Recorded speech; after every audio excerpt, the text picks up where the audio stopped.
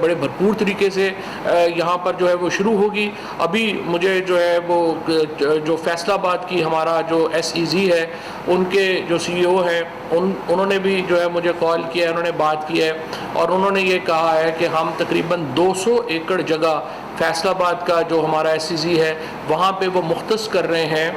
جس کے نتیجے میں وہ جو SEZ کی جو سہولتیں ہیں وہ میڈیکل ڈیوائس بنانے والے مینوفیکچررز کو اویلیبل ہوں گی اور 200 ایکڑ جگہ جو ہے وہاں سے ہم شروع کریں گے. اس کے ساتھ ساتھ ہمارے ہاں جو باقی لوگ یا جو کمپنیز ہیں, جو انجینئرنگ کمپنیز ہیں جو میڈیکل ڈیوائسز بنانے میں انٹرسٹڈ ہیں, ان کے ساتھ ہم کولیبریٹ کریں گے اور انشاءاللہ مجھے پوری امید ہے کہ 1 سے 2 سال کے عرصے میں,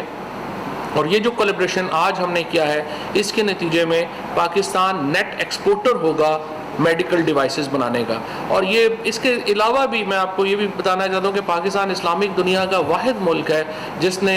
جو کرونا کا جینوم جو ہے اسٹڈی کیا. ہمارے جو HEJ سینٹر کراچی ہے, اس کے علاوہ جو ہماری ڈاؤ یونیورسٹی ہے, اس کے علاوہ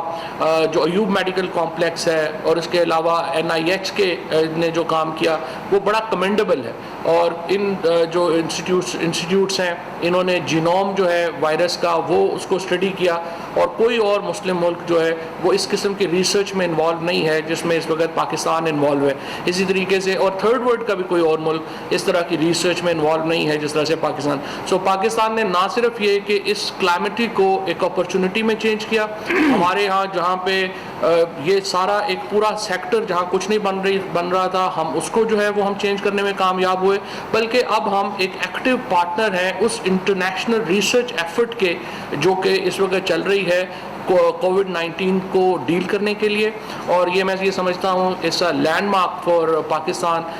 اپنی جو ہماری ریسرچ اور ڈیولپمنٹ ہے ہیلتھ سیکٹر میں اس کے لیے, and it will go a long way اور اس کا بہت پاکستان کو فائدہ ہوگا. اور دوبارہ میں یہاں پہ جو پاکستان کے ڈاکٹرز, پاکستان کا پیرامیڈک اسٹاف, جو لوگ جنہوں نے فرنٹ لائن کے اوپر یہاں پہ وہ لڑے, جس طریقے سے انہوں نے یہاں پہ شہادتیں دیں, جس طریقے سے انہوں نے عام آدمی کی جو ذمہ داری ہے اپنے کندھوں کے اوپر اٹھائی, یہ ایک ٹریبیوٹ ہوگا ہمارا پاکستان کی قوم کا اپنے ان شہیدوں کے لیے, اپنے ان لوگوں کے لیے جنہوں نے اپنی جانوں کا نذرانہ پیش کیا اس وبا سے لڑنے کے لیے, اس بیماری سے لڑنے کے لیے. اور انشاءاللہ تعالی یہ جو ہمارا سفر ہے یہ مشکلات تو ہمیشہ آتی ہیں, مشکلات آتی ہیں, انسان ان سے لڑتا ہے, زبردست آزما ہوتا ہے, اور انہی کلیمٹیز کو, انہی چیلنجز کو فتح کرنے کا ہی آپ جو ہے فتح کر کے ہی آپ عظمت کی طرف جاتے ہیں, آپ ایک عظیم قوم بنتے ہیں. اور انشاءاللہ تعالی جس طرح سے پرائم منسٹر صاحب کی لیڈرشپ کے اندر پاکستان کی قوم نے اس کلیمٹی کا مقابلہ کیا ہے اور جس طریقے سے ہم آگے بڑھ رہے ہیں, مجھے پوری امید ہے کہ ہمارا مستقبل ایک شاندار مستقبل ہے. بہت شکریہ ڈاکٹر صاحب. بسم اللہ الرحمن الرحیم. جی فواد چودھری صاحب بہت بہت شکریہ, آپ نے بڑی تفصیل سے سارا جو پس منظر تھا آج کے MOU کی سائننگ سیریمنی کا وہ آپ نے ایکسپلین کیا. میں صرف چند ایک اس میں اضافے کرنا چاہتا ہوں. سب سے پہلے یہ جی کہ یقیناً اس وقت ہم پاکستان میں کرونا وائرس کے آؤٹ بریک کے حوالے سے ایک نازک موڑ پہ ہیں. ہمارے کیسز بھی بڑھ رہے ہیں, ہماری ڈیتھس بھی بڑھ رہی ہیں, اور ہم اپنی پوری کوشش اور اپنا پورا جو ہمارے وسائل ہیں ان کو بروئے کار لاتے ہوئے اس چیلنج کا سامنا کر رہے ہیں. اس چیلنج کو سامنا کرنے کے حوالے سے یقیناً ہماری ایک حکمت عملی ہے. اس حکمت عملی کے جو چند بنیادی عناصر ہیں ان میں سے ایک یہ ہے کہ ہم نے اپنی قومی کیپیسٹی جو ہے یا نیشنل کیپیسٹی بڑھانی ہے, وہ کئی حوالوں سے بڑھانی ہے. سب سے پہلے تو اس میں ظاہر ہے کہ یہ ہے کہ ہم نے اپنے ہیلتھ کیئر سسٹم کی کیپیسٹی بڑھانی ہے تاکہ ہم زیادہ بہتر طریقے سے کرونا وائرس کے مریضوں کی دیکھ بھال کر سکیں. اب ان کی دیکھ بھال کے حوالے سے بہت ساری چیزیں درکار ہوتی ہیں, جس میں ادویات بھی ہیں, جس میں الیکٹرو میڈیکل ایکوپمنٹ بھی ہے, جس کے اندر وینٹیلیٹرز بھی ہیں, جس کے اندر بہت سارے کنزیومیبلز بھی ہوتے ہیں. جب یہ آؤٹ بریک شروع ہوا پاکستان میں تو پاکستان میں کئی طرح کی کمیاں تھیں. ہمیں خود حیرت ہوئی کہ جب ہمیں یہ پتہ لگا کہ پاکستان میں for example personal protection equipment जिस तरह फवाद साहब बता रहे थे वो बन ही नहीं रहा था, ना होने के बराबर बन रहा था। लेकिन मैं जिस तरह कहा करता हूँ कि the best of Pakistan comes during challenges. तो अभी ये जब चैलेंज हमारे ऊपर पड़ा है तो पिछले 3 महीने के अंदर जैसे ये फरमा रहे थे, ना सिर्फ ये कि हम अपनी ज़रूरियात पूरा करने के लिए सेल्फ सफिशेंट हो गए हैं, बल्कि हम एक्सपोर्ट के काबिल भी हो गए। इसी तरह ये एक कैपेसिटी बिल्डिंग के हवाले से हमें ज़रूरत महसूस हुई कि हमारा जो रेगुलेशन है या जो हमारा कंट्रोल है ऐसी अद्वियात के ऊपर या ऐसे इंस्ट्रूमेंट्स के ऊपर, इक्विपमेंट्स के ऊपर के जो दरकार हैं कोरोना वायरस के मरीज़ों की देखभाल के लिए, उनके उस निज़ाम को भी मजबूत किया जाए। पाकिस्तान में फार्मास्यूटिकल्स के हवाले से drug regulatory authority of Pakistan तो एग्जिस्ट करती है, आप सबको पता है, लेकिन उसका मेन फोकस अब तक जो है वो अद्वियात ही रही हैं। गो के हमने कुछ अरसे से जो मेडिकल इक्विपमेंट है या जो मेडिकल डिवाइसेस हैं इनको भी अपने हल्के में शामिल कर लिया था, लेकिन इसके लिए हमारी अपनी कैपेसिटी बहुत ज़्यादा स्ट्रॉन्ग अभी नहीं थी। तो इस हवाले से हमें ज़रूरत महसूस हुई कि हम देखें कि पाकिस्तान में दूसरे कौन से ऐसे कौमी अदारे हैं कि जिनके साथ बाहमी शराकत करके हम अपनी कौमी इस्तात को बढ़ा सकते हैं। तो उस हवाले से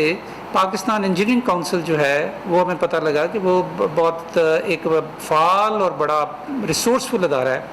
तो उनके साथ हमने जब काम शुरू किया वेंटिलेटर्स के ऊपर, तो वो बड़ा खुशगवार तजर्बा था, और जिसके मैं तफसीलात में नहीं जाऊँगा, फवाद साहब आपको बता चुके हैं कि किस तरह पाकिस्तान में इंशाल्लाह बड़ी जल्द लोकल वेंटिलेटर्स प्रोड्यूस होने शुरू हो जाएंगे। लेकिन वेंटिलेटर्स के साथ साथ बहुत सारे दूसरे मेडिकल डिवाइसेस और इक्विपमेंट्स भी होते हैं। तो उसके लिए जो बायो इंजीनियर्स या मेडिकल इंजीनियर्स जिनको कहते हैं, उनकी एक बड़ी तादाद पाकिस्तान इंजीनियरिंग काउंसिल में तो मौजूद थी, लेकिन हमारी ड्रग रेगुलेटरी अथॉरिटी में उसकी कमी थी। तो हम दोनों ने ये सोचा, दोनों वजारतों ने ये सोचा कि क्यों ना हम अपने 2 अहम कौमी अदारों को करीब लाएं और इनके अंदर तावन की सूरत पैदा करें और उसको फॉर्मलाइज़ करें। तो ये जो आज का MOU है जी, ये इस सिलसिले में हमारी जो कौमी इस्तात है, न सिर्फ ये कि पाकिस्तान में जो इम्पोर्टेड इक्विपमेंट्स हैं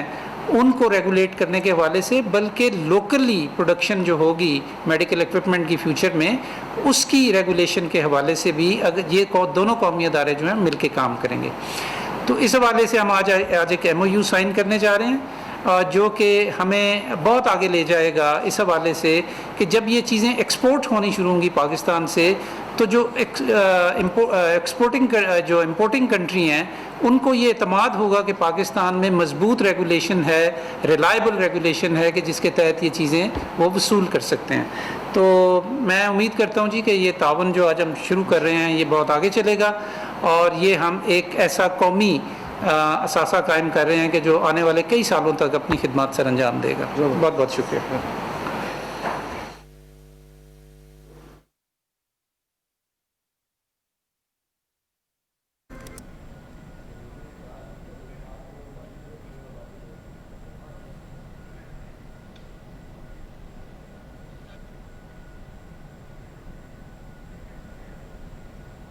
फहम लोगों को दिल पसंद चौक बोर्ड ऑफिस से आगे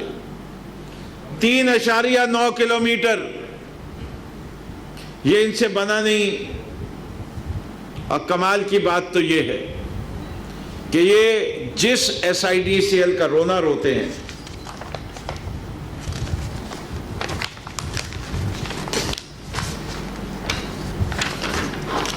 इस SIDCL को 20 मई को फैसिलिटेशन एग्रीमेंट साइन किया है कि हमसे इसकी बसें नहीं चलेंगी, हमसे ये मेंटेन नहीं होगा, तो SIDCL वालों तुम ये काम कर दो। अगर SIDCL 20 मई तक अच्छी थी तो ये 9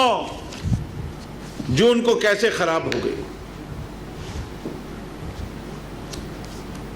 जो हिसाब किताब की बात करते हैं, SIDCL